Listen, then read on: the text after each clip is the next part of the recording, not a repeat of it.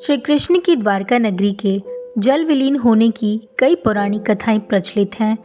हिंदू धर्म के 4 धामों में से एक द्वारका धाम गुजरात के काठियावाड़ क्षेत्र में अरब सागर के समीप स्थित है। द्वारका नगरी के डूबने की मुख्य 2 वजहें मानी जाती हैं। पहला कारण गांधारी का श्राप। श्री कृष्ण ने समुद्र किनारे अपनी एक दिव्य नगरी बसाई। इस नगरी का नाम द्वारका रखा। माना जाता है कि जब महाभारत के युद्ध के बाद कौरवों का विनाश हो गया और सारा राजपाट पांडवों को मिल गया, इसके बाद जब युधिष्ठिर का हस्तिनापुर में राज तिलक हो रहा था, उस समय श्री कृष्ण भी वहां मौजूद थे। तब गांधारी ने श्री कृष्ण को महाभारत युद्ध का दोषी ठहराते हुए भगवान श्री कृष्ण को शाप दिया कि जिस तरह मेरे कुल का नाश हुआ है, उसी तरह तुम्हारे कुल का नाश भी तुम्हारी आंखों के समक्ष होगा।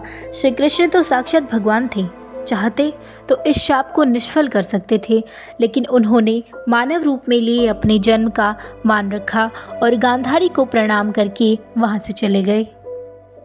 दूसरा कारण ऋषियों का शाप। एक बार महर्षि विश्वामित्र, देवऋषि नारद द्वारका गए।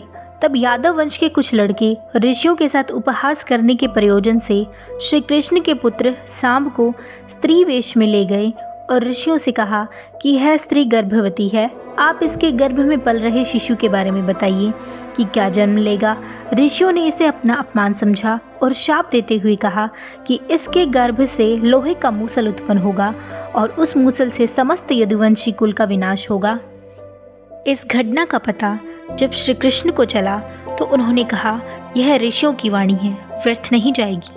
तभी सांब ने जिस कपड़े को अपने पेट पर बांध रखा था, वह लोहे के मूसल में तब्दील हो गया। इस मूसल को राजा उग्रसेन ने समुद्र में फिकवा दिया। धार्मिक पुस्तकों के अनुसार महाभारत के 36वें वर्ष में द्वारका नगरी में बहुत अपशगुन होने लगे थे। प्रतिदिन आंधी चलने लगी। चूहे इतने ज़्यादा हो गए थे कि मार्गों पर मनुष्यों से ज़्यादा चूहे दिखाई देने लगे। श्री कृष्ण ने सभी यदुवंशी पुरुषों को तीर्थ पर जाने के लिए कहा। इसके बाद सभी लोग द्वारका नगरी से तीर्थ के लिए निकल पड़े। सभी तीर्थयात्री प्रभास क्षेत्र में विश्राम के लिए रुके। तब आपस में ही लड़ने लगे और बात मारपीट तक पहुंच गई। इस दौरान ऋषियों का शाप इस रूप में सामने आया कि उसके प्रभाव से प्रभास क्षेत्र में खड़ी एरक्का घास मूसल में परिवर्तित हो गई। ऐसा मूसल जिसका एक प्रहार ही व्यक्ति के प्राण लेने के लिए पर्याप्त था।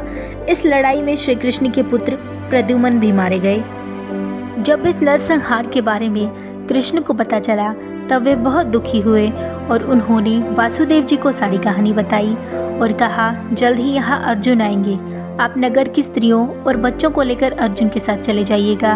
यह कहकर श्री कृष्ण जंगल की ओर निकल पड़े और एक पेड़ की छांव में बैठ गए।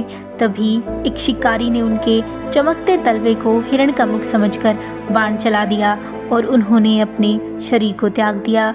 अर्जुन स्त्रियों और बच्चों को लेकर हस्तिनापुर चले गए। जैसे ही उन्होंने नगर छोड़ा, वैसे ही द्वारका नगरी जल विलीन हो गई और आज भी समुद्र की गहराइयों में छिपी हुई है। दुनिया भर की खोजों में मंदिर, बड़ी बड़ी दीवारें और बर्तन मिले हैं जो द्वारका नगरी के होने का जिंदा सबूत हैं। तो दोस्तों, ये थी द्वारका नगरी के जल विलीन होने की कहानी। यदि वीडियो अच्छी लगी हो तो लाइक करें, चैनल को सब्सक्राइब करें। जय श्री कृष्ण।